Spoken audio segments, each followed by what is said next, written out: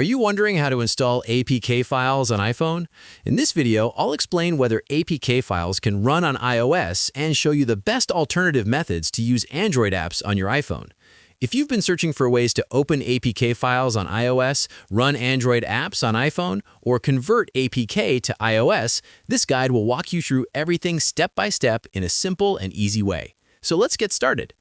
APK files are designed specifically for Android devices, which means they can't be installed directly on an iPhone. However, there are a few alternative solutions you can try.